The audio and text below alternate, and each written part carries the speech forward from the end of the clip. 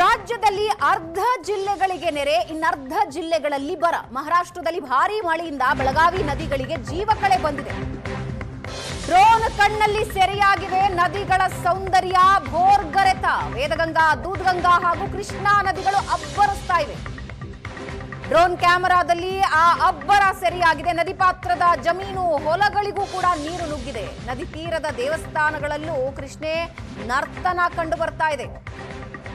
ಕುನ್ನೂರು, ಧಾರವಾಡ, ಕಾರದಗ, ಭೋಜ, ಜತ್ರಾಟ, ಭೀವಶಿ, ಅಕ್ಕೋಳ, ಸಿದ್ನಾಳ, ಕಲ್ಲೋಳ, ಯಡಿಯೂರದಲ್ಲಿ ಜಲಾವೃತ ಆಗಿದ್ದು ನದಿಗಳ ಅಬ್ಬರಕ್ಕೆ ಸಂಪೂರ್ಣವಾಗಿ ಸೇತುವೆಗಳು ಮುಳುಗಡೆಯಾಗಿವೆ. ದೇವಸ್ಥಾನ ಮುಳುಗಿರೋದನ್ನ ನೀವು ನೋಡ್ತಾ ಇದ್ದೀರಾ. ಅಕ್ಕಪಕ್ಕದ ಜಮೀನುಗಳು ನೀರಿನಿಂದ ತುಂಬಿ ಹೋಗಿವೆ.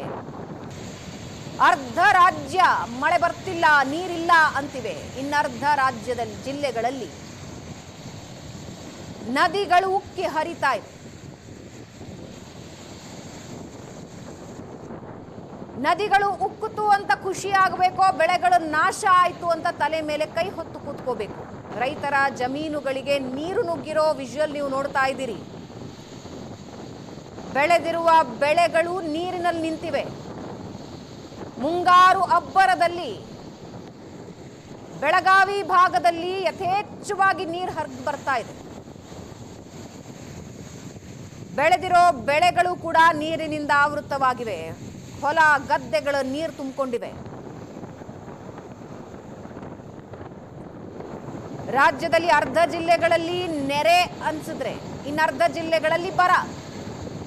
ನೀರೇ ಇಲ್ಲ, ಮಳೆ ಬರ್ತಿಲ್ಲ ಅಂತ ಒಂದು ಕಡೆ ರೈತರು ಒದ್ದಾಡ್ತಾ ಇದ್ರೆ, ಮತ್ತೊಂದು ಕಡೆ ಅತಿಯಾದ ನೀರಿನಿಂದ ಜಮೀನಿನ ಒಳಗೆ ನೀರು ನುಗ್ಗಿರೋದನ್ನ ನೀವು ನೋಡ್ತಾ ಇದ್ದೀರಾ.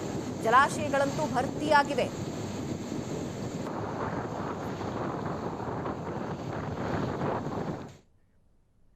ಇನ್ನೆಲ್ಲದರ ನಡುವೆ ಭರದ ಮಧ್ಯೆಯೇ ಮತ್ತೆ ತಮಿಳುನಾಡಿನಿಂದ ಕಾವೇರಿ ಖ್ಯಾತೆ 9 ಟಿಎಂಸಿ ನೀರು ಬಿಡುಗಡೆಗೆ ಒತ್ತಾಯಿಸ್ತಾ ಇದೆ ತಮಿಳುನಾಡು.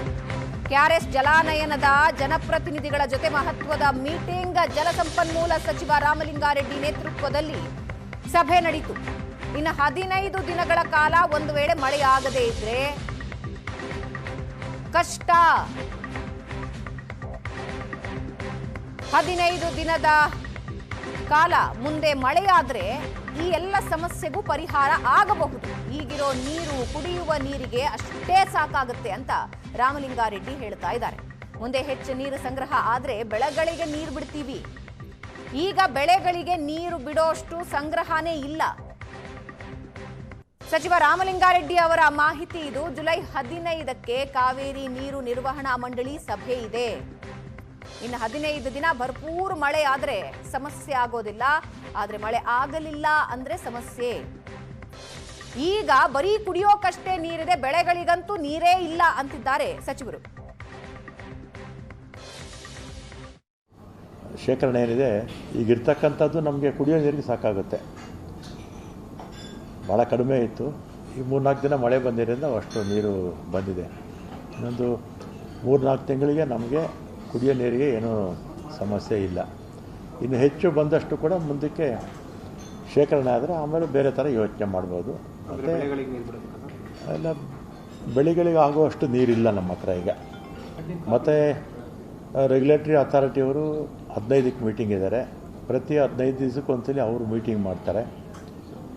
ಮತ್ತು ವಾಟರ್ ಮ್ಯಾನೇಜ್ಮೆಂಟ್ KWME ಅಲ್ಲ, ಅವರು ತಿಂಗಳು.